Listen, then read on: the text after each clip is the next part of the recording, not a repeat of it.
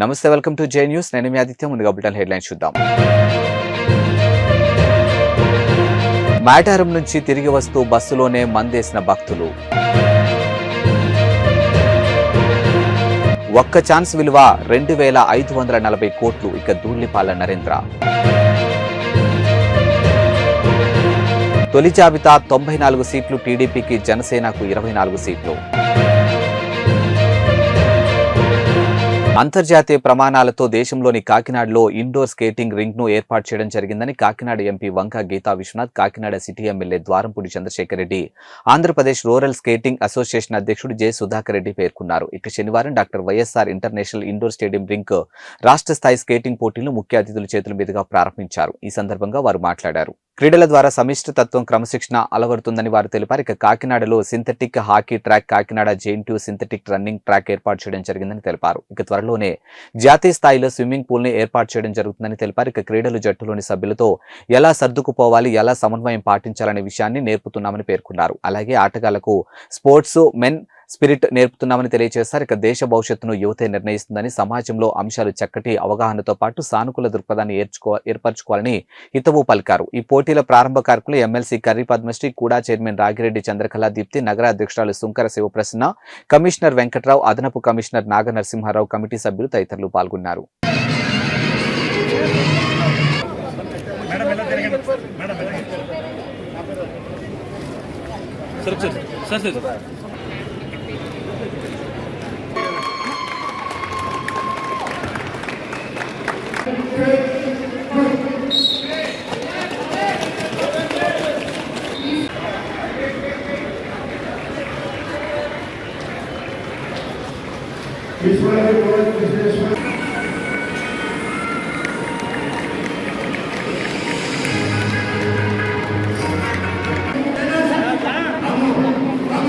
And all other dignitaries on and off the dais. I stand before you all excited, happy and gratefully thankful to Vladaputti. ఇక్కడ skating మొట్టమొదటి రావడానికి కారణం మీకు ఎవరికి తెలియకపోవచ్చు, కానీ ఆ రోజుల్లో పాత రింగ్కి మొట్టమొదటిసారిగా మా ఎంపీ మేడం గారు, అప్పుడు రాజ్యసభ మెంబర్ వంక గీతా విశ్వనాథన్ గారు రాజ్యసభ మెంబర్గా 2 లక్షలు ఇచ్చారు. ఫుల్ ఫ్లెడ్జ్డ్ ఇండోర్ స్టేడియం స్కేటింగ్కి ఉందంటే అది కాకినాడ అని చెప్పడానికి మేము అందరం గర్వపడుతున్నాం. అది మన ఎమ్మెల్యే గారి ద్వారా పూర్తి అయింది. దీని వెనుక ఆయన కష్టం చాలా ఉంది.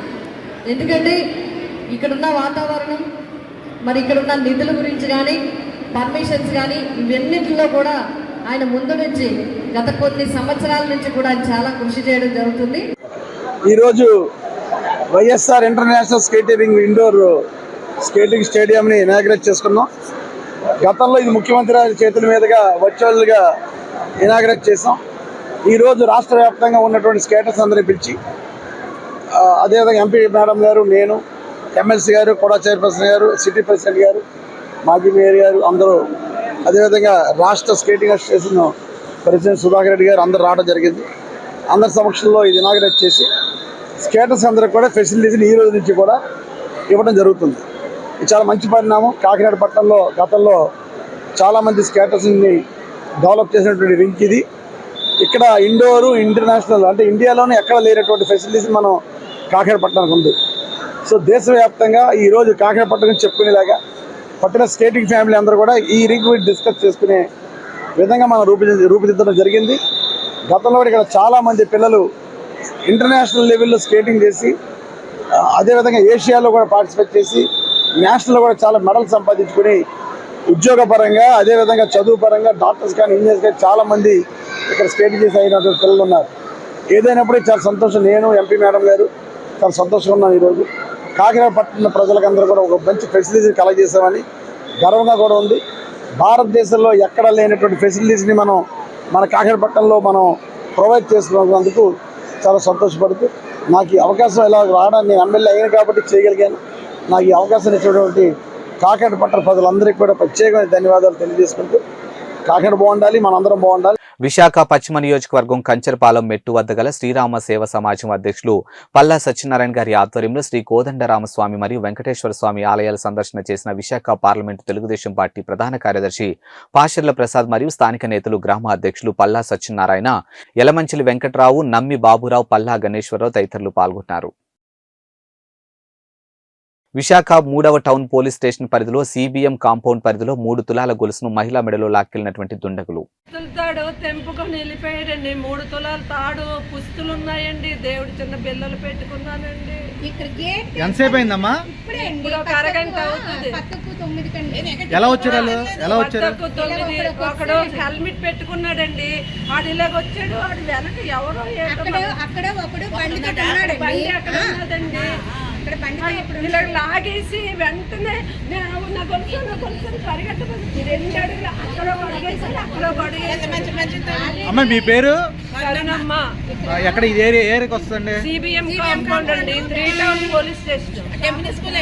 రానున్న అసెంబ్లీ పార్లమెంటు ఎన్నికల్లో ఓటు వినియోగంపై ఓటర్లను చైతన్యపరుస్తూ ఎన్నికల్లో ప్రతి ఒక్కరూ ఓటును వినియోగించుకోవాలని ఓటుపై అవగాహన కల్పించే కార్యక్రమంలో భాగంగా నెల్లూరు జిల్లా ఆత్మకూరు పట్టణం మున్సిపల్ కార్యాలయం నుండి బయలుదేరి ఓటు వినియోగంపై నినాదాలు చేస్తూ పట్టణంలోని మున్సిపల్ కమిషనర్ షేక్ ఫజలుల్లా ఆధ్వర్యంలో ర్యాలీ నిర్వహించారు. ఈ ర్యాలీలో నెల్లూరు నుండి వచ్చినటువంటి ఎన్నికల నోడల్ అధికారులు సతీష్ చంద్రప్రకాష్ మరియు మున్సిపల్ కార్యాలయం సిబ్బంది, మొప్మా సచివాలయం సిబ్బంది పాల్గొన్నారు. ఇక పట్టణంలో ర్యాలీ నిర్వహించినటువంటి అనంతరం మున్సిపల్ బస్టాండ్ వద్ద మానవహారం నిర్వహించారు. పట్టణంలో ప్రతి ఒక్కళ్ళు కూడా రాబోయే అసెంబ్లీ మరియు పార్లమెంట్ సంబంధించినటువంటి ఎన్నికల్లో మీ యొక్క అమూల్యమైనటువంటి ఓటును వినియోగించుకోవాలని, మరి ప్రజాస్వామ్యాన్ని కాపాడుకోవాల్సిన అవసరం ఉంది. కాబట్టి ప్రతి ఒక్క పౌరుడు, ప్రతి ఒక్కళ్ళు కూడా ఓటు వినియోగించుకోవాలి అనే ఆలోచనతో ఈరోజు మనం మా పురపాలక సంఘం తరపు నుండి మరి ఆర్డీఓ గారి ఆదేశాల మేరకు మరి ఈరోజు మన మున్సిపల్ సిబ్బంది, సచివాలయం సిబ్బంది, మెప్మా సిబ్బంది అందరూ కూడా పట్టణంలో ర్యాలీ నిర్వహించి ప్రజలకి అవేర్నెస్ కార్యక్రమం నిర్వహించడం జరిగింది. మరి ప్రజలందరూ కూడా రాబోయే ఎన్నికల్లో మీ యొక్క అమూల్యమైనటువంటి ఓటుని వినియోగించుకోవాలనే ఆలోచనతోనే ఈ ర్యాలీ నిర్వహించడం జరిగింది.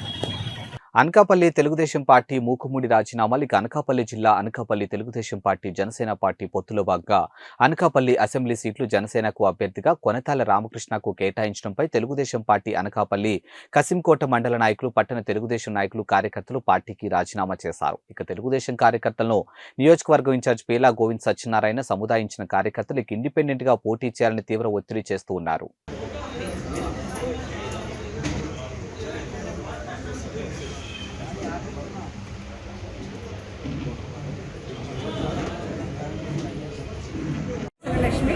అనకాపల్లి పార్లమెంట్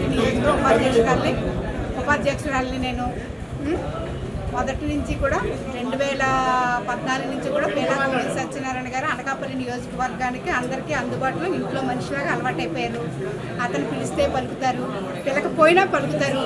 మాకందరికీ అతనే సొంత ఇంట్లో మనిషి.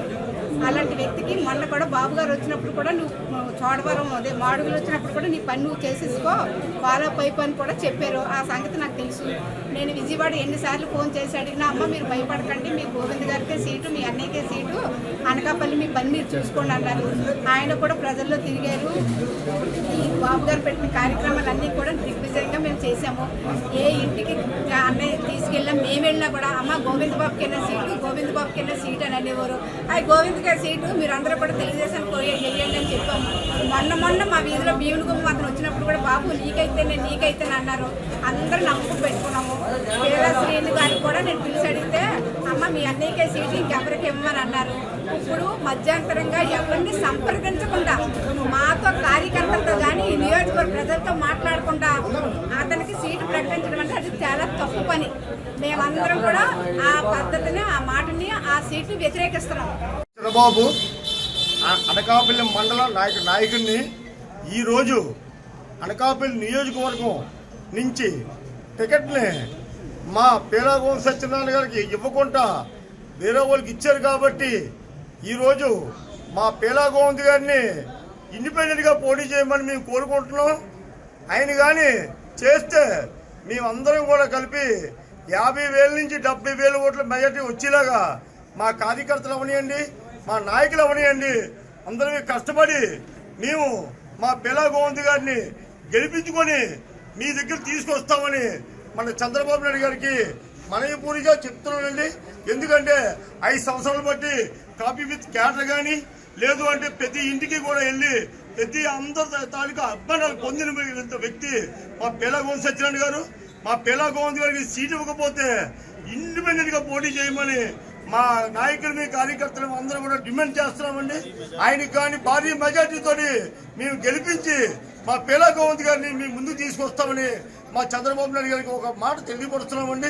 ఇది బాగా గుర్తుంచుకోండి సార్. సెలవు తీసుకుంటాం. శ్రీ సత్యసాయి జిల్లా ఆమడగూరు మండలం పరిధిలోని కసముద్రం గ్రామ పంచాయతీలో విద్యుత్ సరిగా ఇవ్వకపోవడంతో స్థానిక సబ్స్టేషన్ దగ్గర ధర్నా నిర్వహిస్తున్నటువంటి రైతులు 9 గంటల కరెంటు విద్యుత్ ఇస్తామని చెప్పి కేవలం 7 గంటలు ఇస్తున్న విద్యుత్ శాఖ అందులో కూడా 2 గంటలు కటింగ్ చేసి కేవలం 5 గంటలు ఇస్తున్న వాటిని కూడా సరిగా సప్లై ఇవ్వకుండా నిర్లక్ష్యం చేస్తున్నటువంటి విద్యుత్ శాఖపై అధికారులు ప్రస్తుతం గవర్నమెంట్ లో రైతులకు న్యాయం చేస్తామని చెప్పి మబ్బు పెట్టి మోసం చేస్తున్నారని, అది గుర్తించినటువంటి రైతులు కరెంటు నమ్ముకొని అప్పు చేసి పంటలు పెట్టి మోసపోతున్నారని, ఇప్పటికైనా ప్రభుత్వం రైతులకు న్యాయం చేయాలని రైతులు ఆవేదన వ్యక్తం చేస్తూ ఉన్నారు. ఇక ప్రభుత్వ పంటలు వెండిపోయి అప్పు చేసి పంటలు వేస్తే కరెంటు సరిగా ఇవ్వకపోవడంతో దిక్కులేని స్థితిలో రైతులు ఆవేదన వ్యక్తం చేస్తూ ఉన్నారు. కాబట్టి ఇప్పటికైనా ప్రభుత్వం వారు స్పందించి రైతులకు న్యాయం చేయాలని రైతులు కోరుతూ ఉన్నారు. లేకుంటే ధర్నా ఉధృతం చేసి ఈ గవర్నమెంట్ కి తగిన బుద్ధి చెప్తామని రైతులు హెచ్చరిస్తూ ఉన్నారు. ఈ కార్యక్రమంలో రైతుల శంకర్ రెడ్డి, లక్ష్మీ నరసింహారెడ్డి, శ్రీనివాసులు, శివప్ప తదితరులు పాల్గొన్నారు.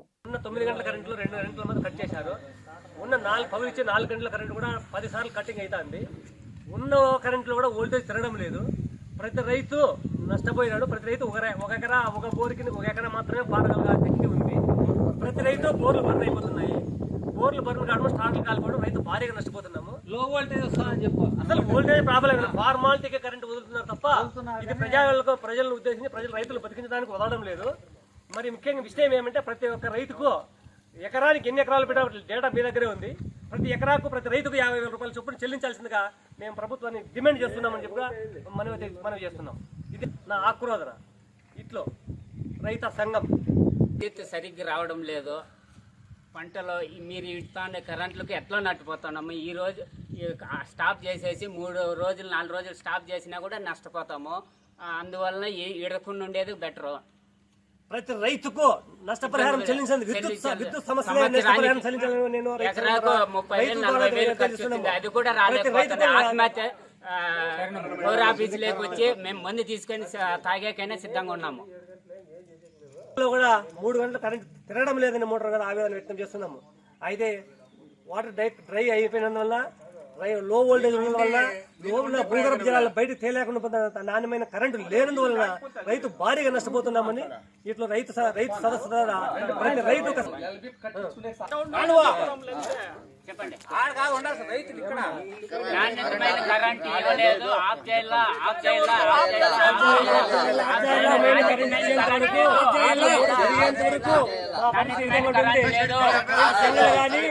ఎలాంటి సంబంధం లేదు. కావాలా? ఇది రైతుల పరిస్థితి. ప్రతి యూనియన్ కు ప్రతి ఎంప్లాయర్ కు యూనియన్ ఉంది. రైతుకు మాత్రం యూనియన్ లేదు. ఈ రైతు నష్టపోతుంటే ఏ ప్రభుత్వం ఆదుతుందా? పేరుకు మాత్రం రైతు సదస్సులు రైతులను మేము ఆదుకుంటున్నాం. ఎక్కడ రైతులు ఆదుకుంటున్నాడు? ఈ విధంగా నష్టపోతే రైతు ఆత్మహత్య తప్ప ఏముంది? ఇలాంటి పరిస్థితుల్లో రైతులు ఆదుకోవాల్సిన ఎంతైనా బాధ్యత ఉంది ప్రభుత్వం పైన కానీ ఇట్లా అధికారుల పైన కానీ. న్యాయమైన కరెంటు ఇచ్చి వెంటనే రైతులను ఆదుకోవాలని, అంతవరకు విద్యుత్ సప్లై ఆఫ్ చేయాలని ప్రతి రైతు డిమాండ్ చేస్తున్నాం. కోరుకున్నాం. జై రైతు సంఘం. కరెంట్ ఆపాలి. ప్రతి మండలంలో రైతు సంఘాలు స్టార్ట్ కావాలి.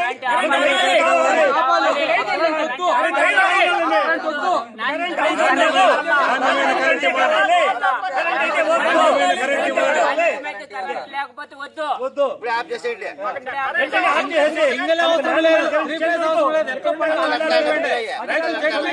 మాకు వెంటనే కరెంట్ ఆఫ్ చేయాల్సిందిగా ప్రతి రైతు మోటార్లు కాలిపోవడము, స్టార్టర్లు రిపేర్ చేసుకోవడము, తినడానికి తిండి లేక చాలా ఇబ్బంది పడుతున్న పరిస్థితుల్లో తాళ్ళబుట్లు కూడా అమ్మేసి మోటార్ రిపేర్కి పెట్టాం. మా దగ్గర ఏమీ లేదు. ఇప్పుడు మా ఆత్మహత్య తప్ప మరి వేరే సరైన మండలంలోనే దారుణమైన పరిస్థితి నెలకొన్నాయని, అక్రమ చేపల పెంపకదారులు బరితెగింపులకు పూనుకుంటున్నారని, వారిపై క్రిమినల్ కేసులు పెట్టాలని సిపిఎం జిల్లా కార్యదర్శి వర్గ సభ్యుడు డి వెంకన్న, మండల కార్యదర్శి బిటి దొర డిమాండ్ చేశారు. ఇక దేవరపల్లి మండలంలోని కొత్తపేట, కలిగొట్ల, ములకలపల్లి, పెద్దనందిపల్లి, తరువ గ్రామంలో అక్రమంగా చేపడుతున్నటువంటి చేపల చెరువును పరిశీలించిన అనంతరం వారు మాట్లాడారు. ఇక దేవరపల్లి మండలాల్లో దాదాపుగా 1000 ఎకరాలు అక్రమ చేపల చెరువులు తవ్వకాలు చేపట్టారని, ఏ ఒక్క చెరువుకు అనుమతులు లేకున్నా ఇతర జిల్లాలకు చెందినటువంటి వ్యాపారులు అక్కడ ప్రజల రైతులు ఇటువంటి పెంపకాలను వ్యతిరేకించడంతో ఇక్కడ రైతులకు డబ్బులు ఆశ చూపించి భూములు లీజుకు తీసుకుని అక్రమంగా చేపల చెరువులు తవ్వకాలు చేపట్టారని తెలిపారు. ఇక లాభాల కోసం ప్రజల ప్రాణాలతో చెలగాటం ఆడుతూ వీటి పెంపకం కోసం పశు మాంసం, చికెన్ వ్యర్థాలు, చనిపోయినటువంటి గొర్రెలు, మేకలను బ్రాండ్ కింగ్స్ ఇతర కంపెనీల క్యాంటీన్లతో వ్యర్థాలను చేపలకు వేసి పెంపకం చేస్తున్నారని ఆగ్రహం వ్యక్తం చేశారు. ఇక వీటిని తిన్న ప్రజలు అనారోగ్యం పాలవుతున్నారని తెలిపారు. ఇక ఆ ప్రాంతంలోని రైవాడ ప్రాజెక్టు ఉండడంతో నీళ్లను చేపల చెరువులకు వాడుకుంటూ వృధా నీటిని కింది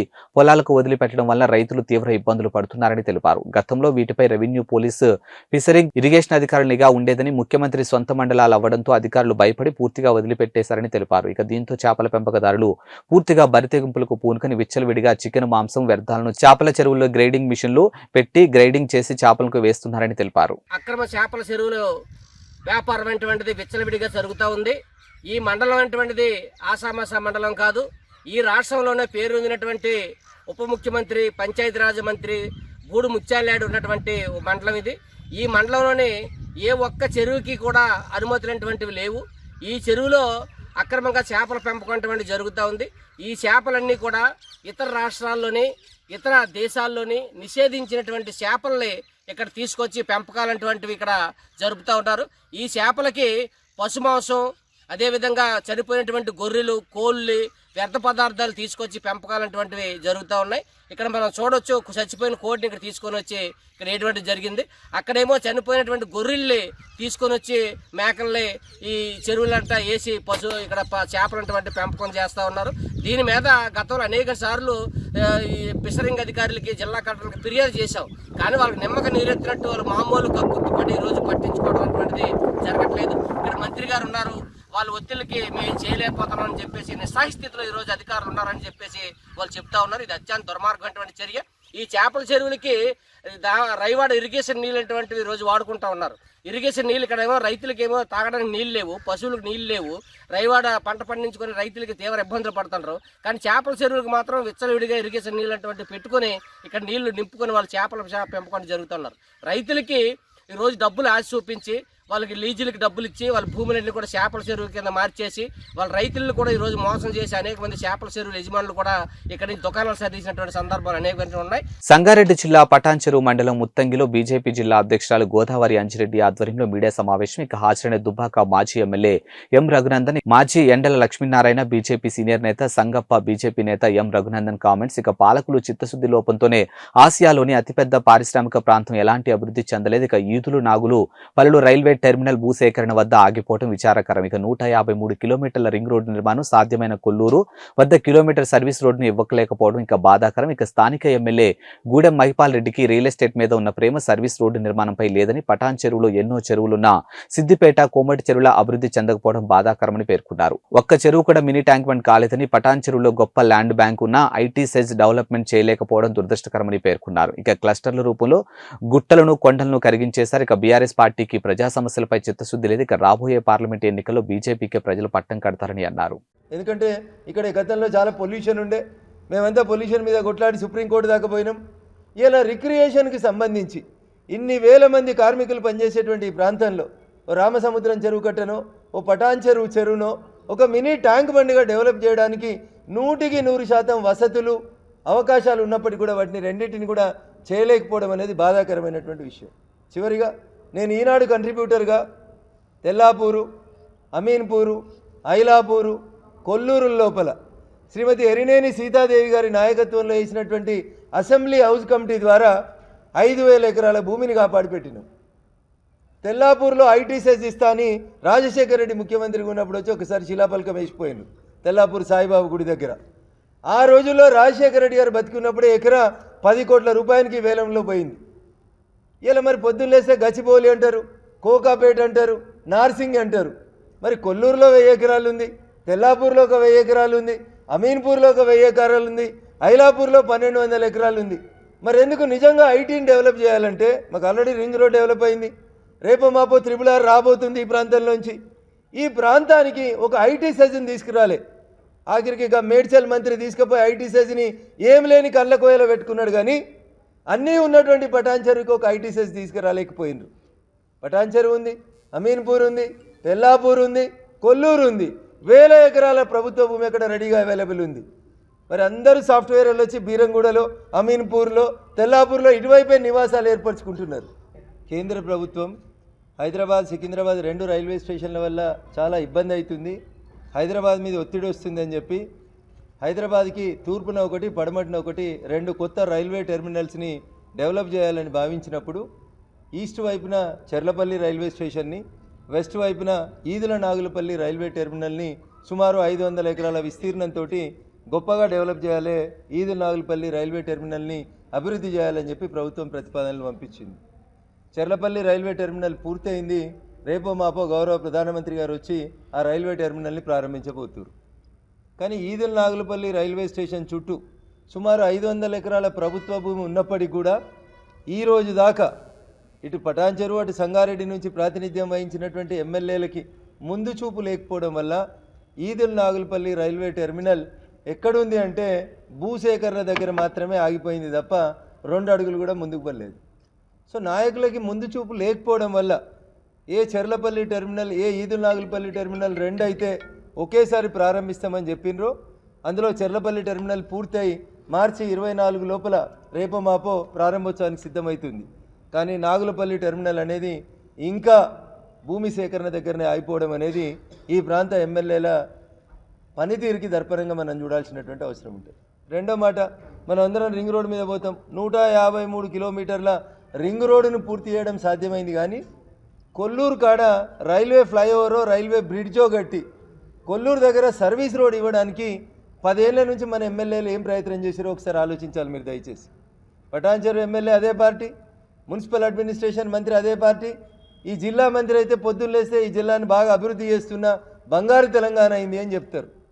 కొల్లూరు కాడ కిలోమీటర్ కావాలని రైతులు రింగ్ రోడ్ ముంగట, HMDA ముంగట సర్వీస్ రోడ్ పూర్తి చేయమని చెప్పి దాదాపు 10 సార్లు వంట వార్పు కార్యక్రమం చేశారు. కానీ ఎమ్మెల్యే గారికి రియల్ ఎస్టేట్ మీద, ఆయన స్వప్రయోజనాల మీద ఉన్నటువంటి ఆసక్తి, కొల్లూరు దగ్గర 1 ఎకరం service road, 1 kilometre service road పూర్తి చేయడం పట్ల వారికి ఇంట్రెస్ట్ లేదు. ఇది బాధాకరమైనటువంటి విషయం. ఏపీలో కృష్ణానది పరివాహక ప్రాంతాల్లో జగన్ ప్రభుత్వం ఇసుక తవ్వకాలు చేపట్టిన దగ్గర ప్రతిపక్ష తెలుగుదేశం పార్టీ అధినేత చంద్రబాబు పర్యటించి సెల్ఫీ ఫోటోలు, వీడియోలు తీసుకుంటున్న దృశ్యం.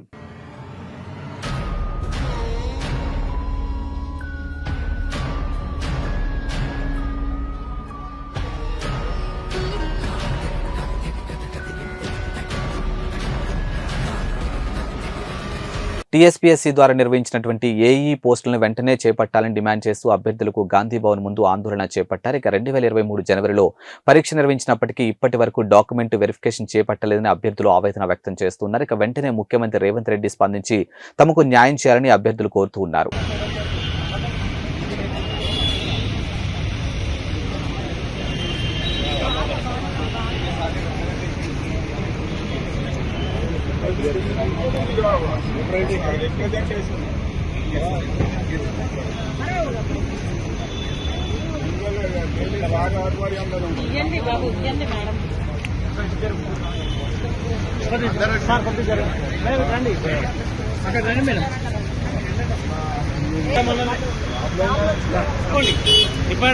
మేడం దగ్గర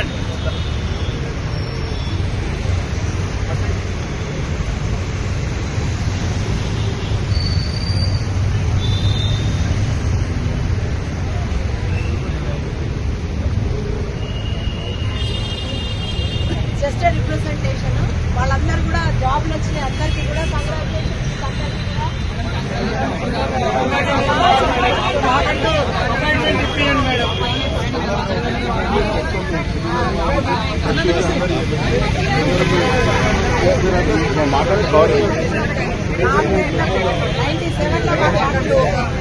ఇవాల్టి బులెటిన్ అప్డేట్స్ మరో బులెటిన్తో మళ్ళీ కలుద్దాం. అంతవరకు సెలవు, నమస్కారం.